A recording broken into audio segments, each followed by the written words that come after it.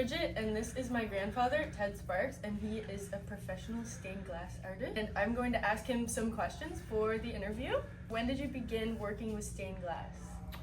In about 1995, I bought an old Victorian house in Appahock, and it was full of stained glass. So I decided to take a course and start doing it myself. Well, 30 years. 30 years, yeah.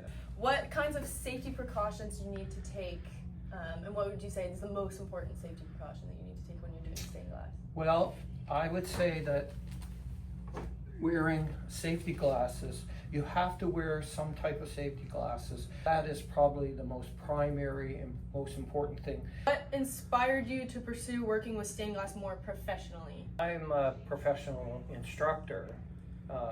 That was my career for about 40 years. And so from that, I enjoyed teaching. And so I once I got more comfortable doing stained glass, I decided that because I enjoyed teaching and I enjoyed doing stained glass, that I thought I would start working with stained glass, and over the last 10 years or so I've been teaching it. What types of products do you like creating the most? I like making smaller pieces.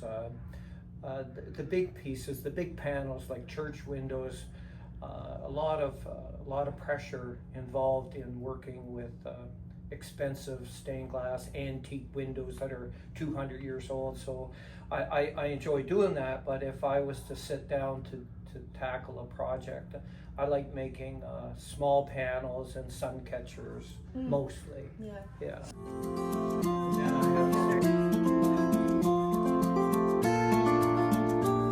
Next question is, how do you source your materials?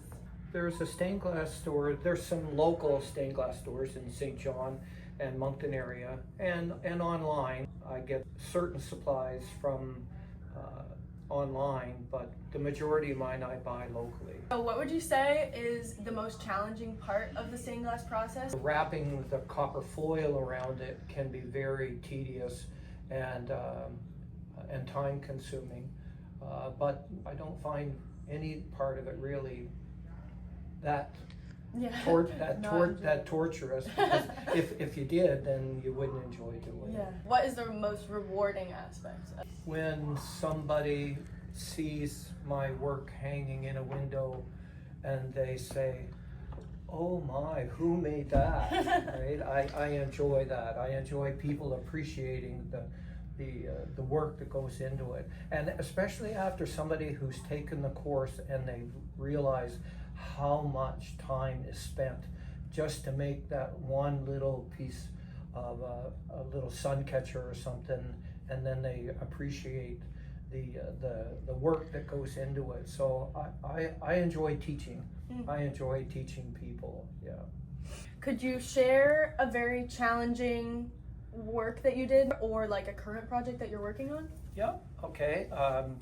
Well, we'll come over here. I created this pattern, and I built this for a church in St. John, and there's 350 pieces of glass in it. It took me 150 hours to make it. But this would be one of my favorite pieces that I built, but of course I have a lot of favorite pieces, but this would be one of the biggest ones that I ever did. What is your favorite part of teaching stained glass? When somebody that's come here, they've always wanted to learn how to do stained glass, and so now they get a chance to do it, and I teach them step by step by step and take my time so that they learn how to do it, and then when they go to leave, they're so appreciative of all of the time that I took with them to show them how to do this. So that's probably the most gratifying part of teaching. What is one thing that you've learned through this art form that you want to share? Or like a piece of advice? If you've ever wanted to do this stained glass, whether it's just as a hobby or to get into it as a profession, you should go and take a course from somebody that has experience. It would be nice to take it from somebody that has experience in doing stained glass, but also in teaching, because there's a lot more to it than just start cutting and grinding.